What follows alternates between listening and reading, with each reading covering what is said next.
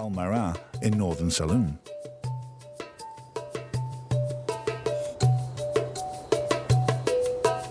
The changing colours are created by cyanobacteria, microscopic organisms which produce a pigment to help them survive the presence of salt.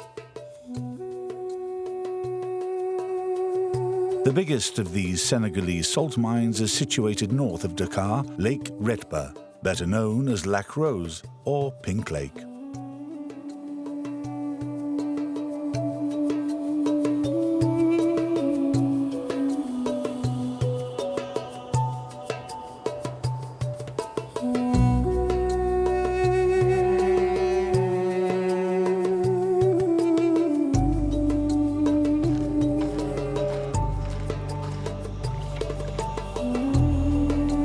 Ousmane has been doing the painful job of salt scraping for the past 20 years. Every day, he goes out onto the lake to load up his boat, while his wife, helped by a friend, unloads the boat he filled up yesterday.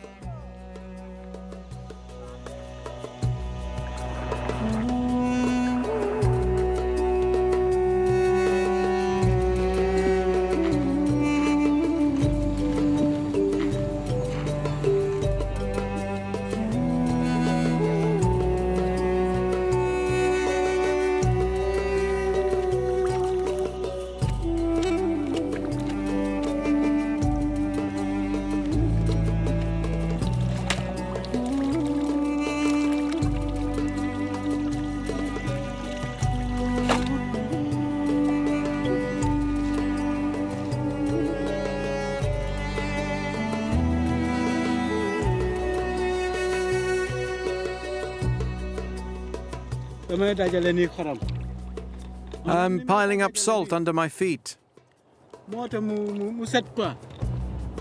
I make several movements to separate it from the mud. The more movements I make, the whiter the salt is. I am the only local man still working on the lake. A lot of immigrants come here from Mali or Guinea to work. But the Senegalese don't want to put their feet in the lake to extract salt. The crystals cut your skin. It burns and leaves scars. You can't work here without suffering the consequences.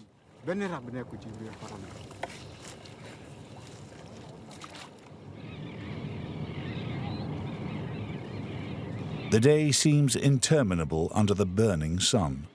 Ousmane will carry on until he has filled his boat up to the waterline.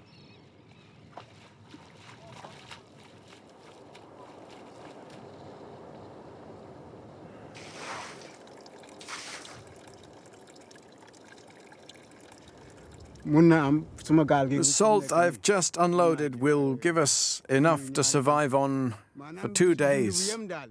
I say survive because if I buy enough food to live well, it will only last 1 day. I used to be a farmer. For a long time I grew millet and rice. But then the drought came and farming wasn't lucrative enough anymore, so I had to look for something else. So I became a weaver. But because of competition, the price of cloth plummeted. So then I decided to come to Lac Rose to be a salt scraper.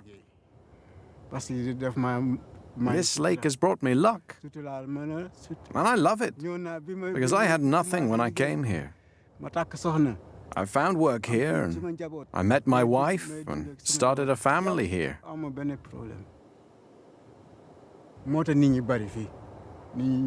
I've done many things in the past that haven't always worked out. But this place has allowed me to earn a living. Ousmane goes home to his wife and children.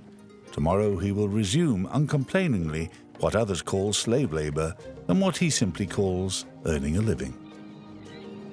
It's a daily lesson in resilience and courage by the last Senegalese salt scraper of Lac Rose. In a world that is in a state of flux, Ousmane and all the sentinels of the water are holding out.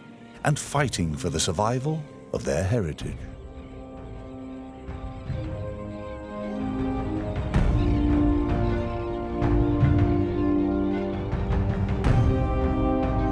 Should they hold out and stay in Senegal, or leave and tempt fate?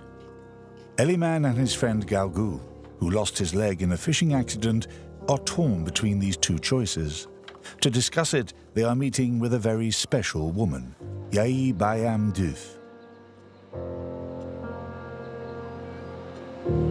She was the first woman in her village to earn a living from fishing, and she fights a constant battle with this clandestine migration, which claimed her only child.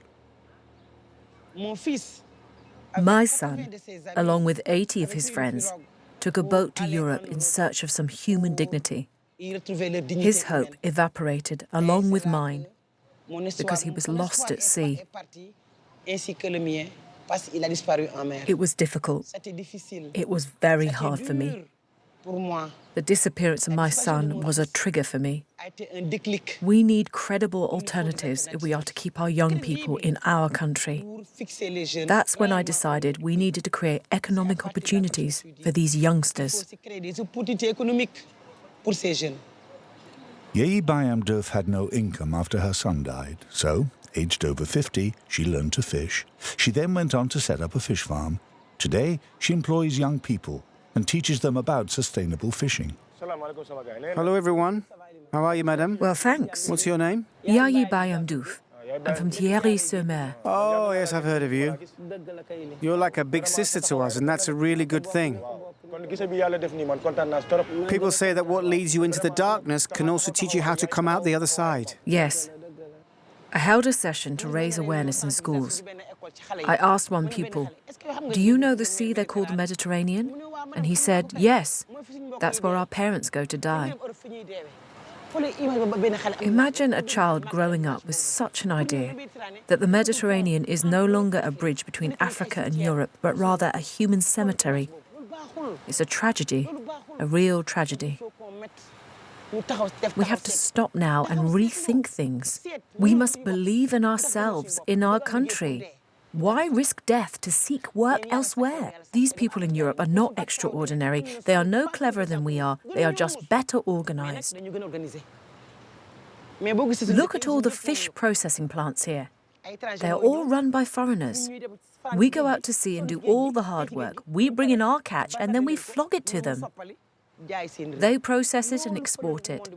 I bring back a product, but that's not enough. I need to add value to it so I can sell it for a higher price. Wherever there is water, sunshine, and the strength to work, there can be development.